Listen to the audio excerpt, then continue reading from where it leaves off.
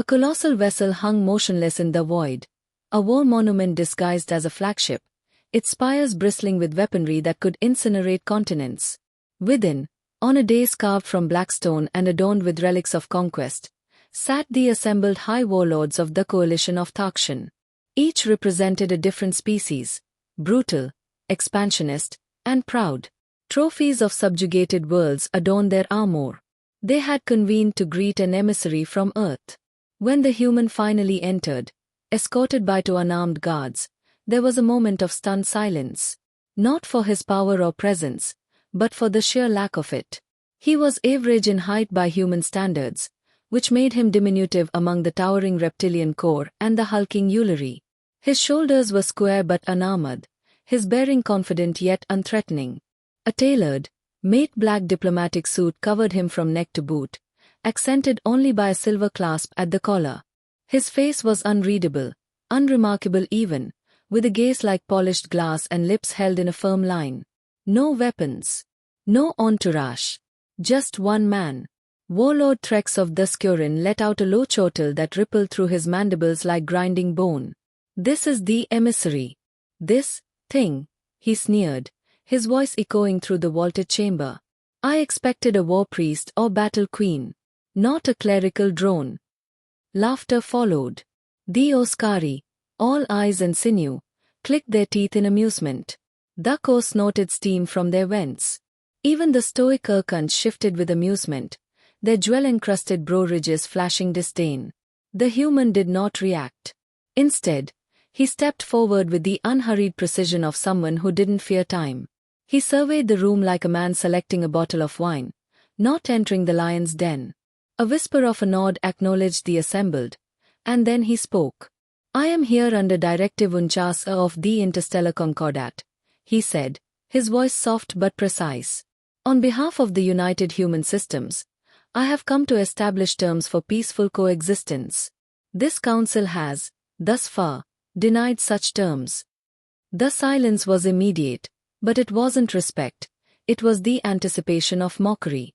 Warlord Dranvek of the Ulari rose, massive and tusked, each footstep rumbling through the floor. You dare speak of peace while your colonies encroach upon our resource sectors. Your kind builds silently on the edges of sovereign systems, like vermin chewing at the hull of a star cruiser. Our settlements were sanctioned, the diplomat replied.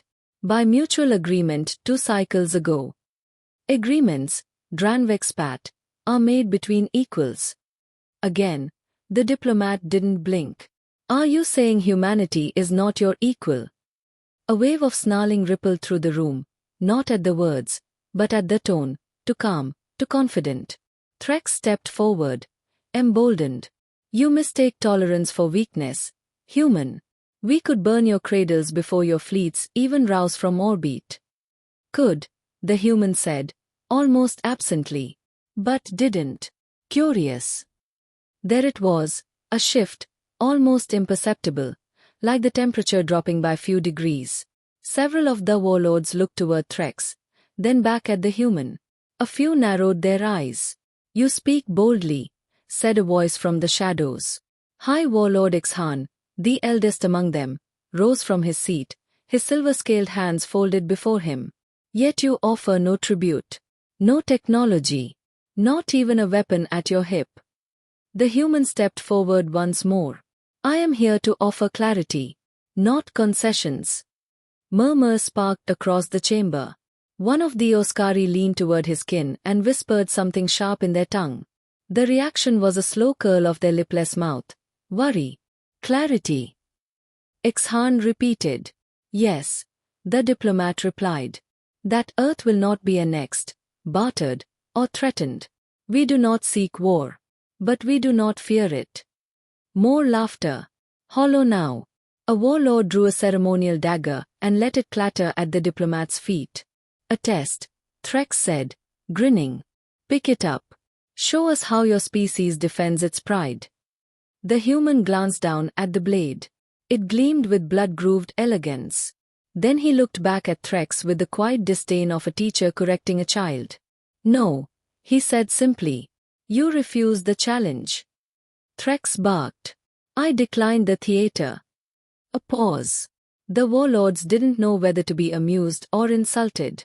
It was Ixhan who noticed first how still the others had become, how a subtle tension was beginning to bleed into the air, cold and cold. "What is your name, emissary?" he asked, suddenly formal. The diplomat turned slightly, allowing the light to catch the underside of his left wrist. His sleeve had shifted, accidentally, or perhaps not. There, barely visible, was a black insignia etched into the skin. Not tattooed, burned, branded. A circle of 9 blades surrounding a single downward-pointing triangle. Ixhan froze.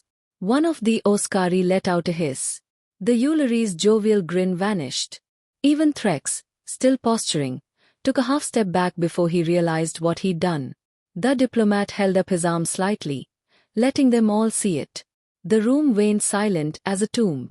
A whisper floated across the chamber from some forgotten corner of alien memory. One word.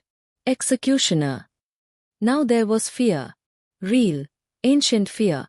The kind that had nothing to do with numbers or firepower. The kind etched in the minds of surviving commanders, long hidden and denied. Only now did the warlords begin to understand. He was not sent despite his lack of armor, of weapons, of guards. He was sent because of it. And still, he stood in silence, watching, measuring. Ixhan's voice, when it returned, was brittle. "You were supposed to be apocryphal." The diplomat's eyes flicked toward him. "A convenient fiction. Yes. Until we're needed." Another silence. But now, no one dared break it. He allowed the pause to stretch, to anchor itself deep. Then he turned toward the council doors. "This meeting is adjourned," he said softly. "Tomorrow, I will return with the terms. I suggest you come prepared." He walked out alone, his footsteps the only sound in the chamber. And behind him, the galaxy's most brutal warlord stood very, very still.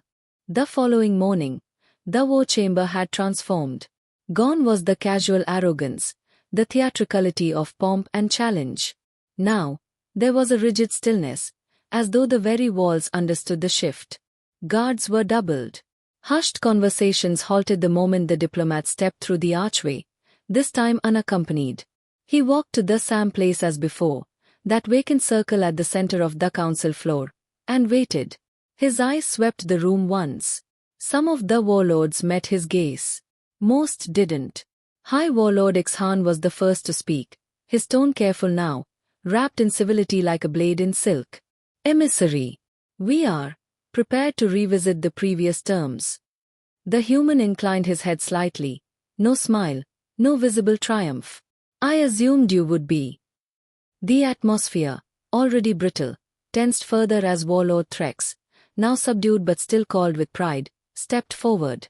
"These terms, will they involve territorial concessions, trade rights, orbital oversight?" The diplomat reached into his coat and retrieved a thin, metallic data wafer. He placed it on the central pedestal with quiet finality. "Everything is there. The united human systems demand no territory. We recognize your sovereignty in your core sectors and ask only that you recognize ours. We will not submit, be taxed, or tolerate unauthorized incursions." "That sounds," Warlord Dranvik muttered, "suspiciously like parity." "It is," the human replied. The word hung there. In this chamber, among these species, parity was blasphemy. For generations, their interactions with lesser civilizations followed a script. Conquer, extract, assimilate. Never negotiate as equals.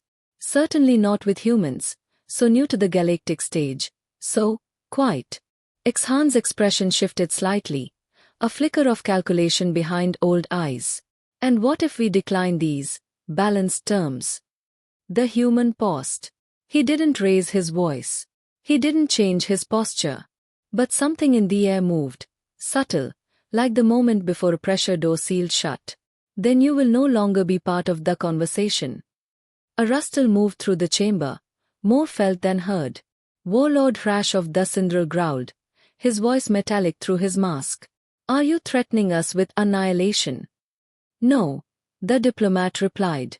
I'm informing you of the consequences of provocation. Threats imply uncertainty. There is none. Trex's fists clenched. You speak as if your people are gods. No, the diplomat said again. Only human. And that has proven enough.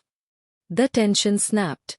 One of the lesser warlords, perhaps to restore a sliver of pride, rose from his seat and flung a small object, an honor token, at the human's feet. It landed with a sharp clink, rolling to a stop beside his boot. A challenge, the warlord snarled. Pick it up, and we settle this in blood. Now. The diplomat looked down, expression unchanged. He did not move. I already declined your theater, he said softly. Do not make the mistake of confusing mercy with fear. The warlord moved, fast for his species, fast for any species, but not fast enough. A flash of movement, not from the diplomat, but from the token itself. A pulse of blue shimmered outward in a silent shockwave. In an instant, the attacker froze mid-stride, suspended in a stasis field so precise it halted blood in his veins. The warlords stared. The diplomat didn't even glance at the frozen figure. Defense measures. Non-lethal. This time. Our technology has grown while you have been polishing your trophies. The silence that followed was not just fear. It was reconsideration. A fundamental re-evaluation of what they thought they knew about humans. Ixhan recovered first. This weaponry. It is not documented. Not even in covert scans. The human finally looked at him, and for the first time, something resembling emotion flickered in his eyes. Disappointment. You assumed humanity would share its full hand simply because we joined the interstellar community. That was your second mistake. And the first? Ixhan asked. You thought peace meant weakness. The words landed like iron. Dranvek shifted uneasily. You wear the mark. The executioner. That's not a diplomat's role. The diplomat's lips tightened. Not quite a smile. My role depends on the outcome. I was sent as a negotiator. Not because we want war, but because we end it with efficiency. You were given a chance to speak with a representative. Not a weapon. He tapped the pedestal again. What you do next determines which one I must become. There it was, the heart of the conflict, distilled and placed like a blade between them. Warlord Hrash broke the silence with a question no one else had the courage to ask. Have you acted before? In that role? The human's eyes were distant now, not with pain, but with memory. 3 worlds. 2 war fleets. A siege broken in 12 hours. I carry no weapons because I do not need them. And because those who see the mark never make me use them twice. The warlords had grown up on legends, half-truths, and the propaganda of their own superiority. But the stories they would dismissed, the whispered tales of entire colonies vanishing, of impossible precision strikes with no survivors and no evidence, suddenly felt real. Ixhan looked around. He saw the doubt spreading. The fear. The math was changing. He stepped down from the dais, slowly, regal in his caution, and approached the human until only a breath of space separated them. If we sign your accord, he said, do we become your vassals in all but name? No, the diplomat replied. You become our neighbors. And live. A long pause passed before Ixhan exhaled. You have made your point. The human stepped back. I was hoping I wouldn't have to. Without waiting for ceremony or consensus, he turned and left the chamber again. No guards escorted him. None dared follow. Behind him, the council dissolved into whispers, not of strategy or resistance, but of survival. The warlords had spent centuries believing strength was measured in the size of fleets and the weight of weapons. But now they had met a human who carried neither. And he had still made them bleed fear. Tomorrow, they would choose. And humanity would act. Either way. The chamber was quite long after the human left. No declarations were made. No gong struck to close the session.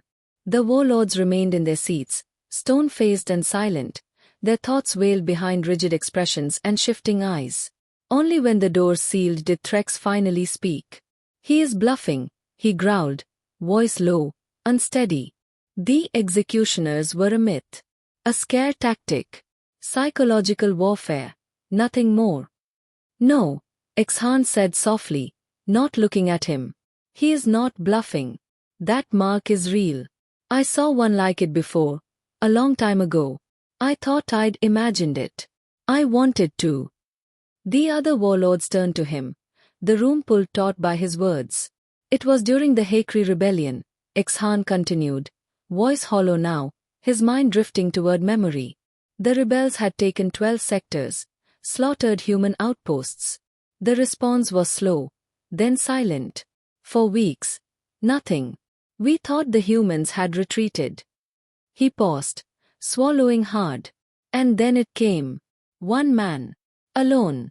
No ships, no transmissions, no announcement.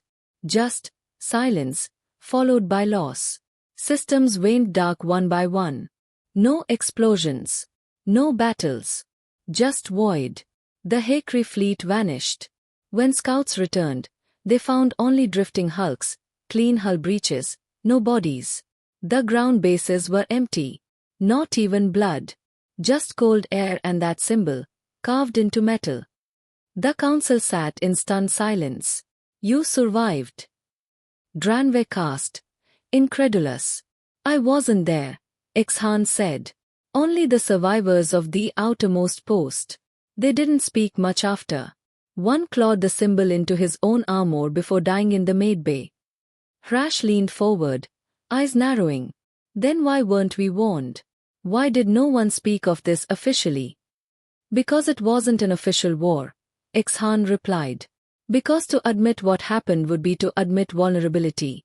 The humans didn't retaliate. They executed. Swiftly. Quietly. Without spectacle. And they never spoke of it again. Threx slammed a fist into the pedestal, metal groaning under the weight. This is madness. They are still fragile apes crawling out of their gravity well. They talk peace, but speak of ghosts. No, Exhan said again, colder now. They evolved. And they stopped speaking long ago. You just didn't hear the silence. For a moment, no one dared breathe. Elsewhere, in a dimly lit antechamber adjoining the diplomatic wing, the human stood alone before a wide, translucent display. His hands clasped behind him, posture rigid, gaze fixed on nothing. A small projection flickered to life beside him, forming the blurred silhouette of a woman in a dark uniform. Status? She asked. Initial contact established, he said. Response? He hesitated. Mixed. Fear overrides arrogance. That buys us a window. Confirmed identity breach. Yes. They saw the mark. She was silent for a moment. Then, we can extract you. No, he said. If they know I'm not a myth, the myth becomes a shield. That's leverage we never had before. She leaned forward slightly. You're sure they understand? They are beginning to, he said. They believed strength was volume, brutality, spectacle. They never considered what surgical terror looks like. They have always been predators. They have never been prey. The projection dimmed. Keep us informed. Executor. Directive 49 remains in effect. The connection cut. The room dimmed further. He closed his eyes for a moment. Not from fear. From fatigue. Elsewhere in the war chamber, uncertainty had given way to calculation. The warlords began forming huddled clusters, old enemies conferring in hushed tones, bargaining fear against pride. No one dared move too boldly, but all sensed a shift in the game. Dranvek's second approached him. We cannot win an engagement if what he claims is true. Dranvek bared his teeth. Then we must prove it false. How? Force him to act. Call the bluff. Across the chamber, Hrash was speaking to a fellow Syndral captain.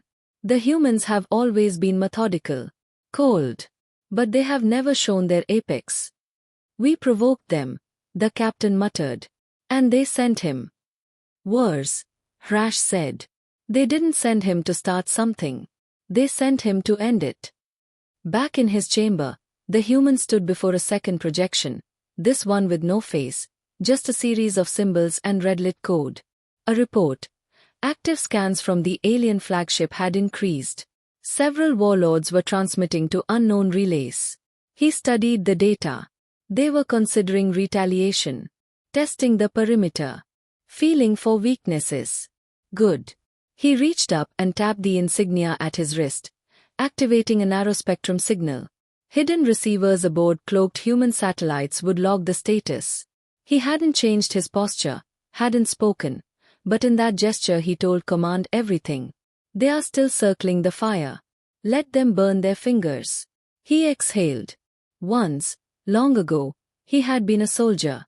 Then, morning rose on the council citadel beneath a sky choked with low storm clouds, an omen not lost on those who believed in signs. In the central chamber, the gathered warlords were subdued, their usual pageantry stripped away. There were no drums, no banners, no thrones raised above others. Only a circle. And at its heart, the human stood once more. He did not speak. He did not gesture. He merely waited. Ixhan entered last, the final weight tipping the balance. He wore no armor today, only a long dark robe with the crests of every battle he had fought stitched along the sleeves. His pace was deliberate, his eyes scanning every face. They met the humans and held there. "We have deliberated," Ixhan said, his voice carrying in the tense quiet. "We have measured fear against pride, victory against extinction." The other warlords stirred, some shifting with resentment, others nodding subtly. Ixhan continued. "We have ruled through force for centuries. Your arrival made us realize something essential. Force without restraint is not strength. It is stagnation." He stepped forward, placing a sealed data sphere on the pedestal. "These are our terms of agreement.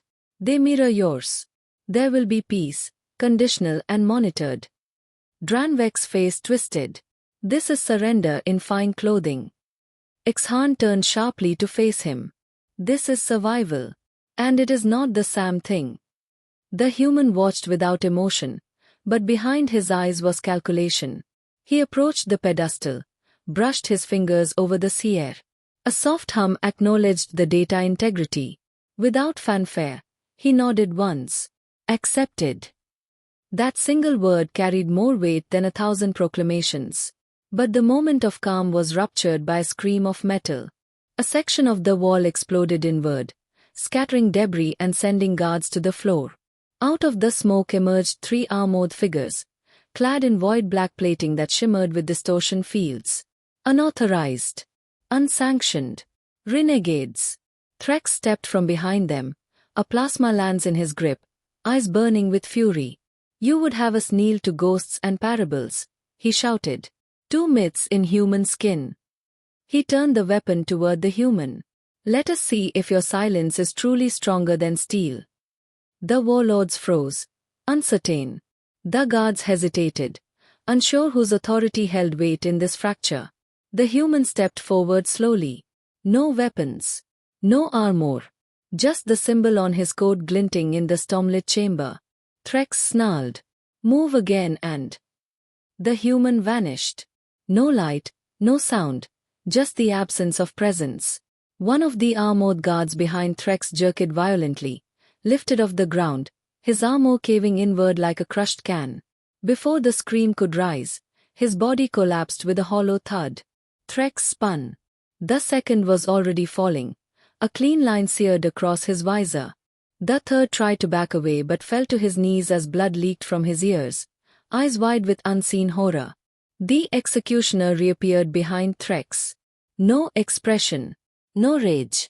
Only inevitability. "You were warned," he said. Threx struck wildly, but his lance met nothing. The human caught his wrist, not with force, but finality. Threx's body spasmed, then stiffened. A soft chime echoed through the chamber, the same sound the honor token had made. The same technology. The same silence. When Threx crumpled, unconscious but intact, the human looked at the remaining warlords. "This was the test. Not of your strength, But your judgment. He failed. No one moved. Even Dranvek remained still. His earlier bravado evaporated like mist under heat. Ixhan stepped forward, voice steady. This action does not reflect our decision. I know, the human said. That's why he is still breathing. The silence returned, but it was different now. Less about fear, more about comprehension. They understood not just what he could do, but what he chose not to. The human turned to the pedestal, tapped the insignia on his coat. A signal burst sent through encrypted relays. Within moments, a projection filled the chamber. Stars, borders, a shifting map of territories and trade lanes. The new accord, rendered in irrefutable clarity. This will hold, he said. Because from this point forward, violations will not be answered with ambassadors. Ixhan nodded slowly. We understand. The human looked at each of them in turn. We do not seek domination. We do not crave your submission. But we will never be prey again. Remember that. And we'll never meet like this a second time. He turned to leave. This time, no one stopped him. No one dared. Outside, the storm had broken. Rain fell against the metal of the citadel, soft and steady, like a long breath exhaled after violence. The human walked through it alone, his coat growing heavy with water, the insignia still glowing faintly on his chest. In the distance, cloaked ships waited in low orbit, silent, unseen. He didn't look up. He didn't need to. His message had been delivered. Not with a speech. Not with a weapon. But with clarity. The executioner had come not to conquer, but to remind. And in that reminder, the warlords had found something deeper than fear. They had found respect.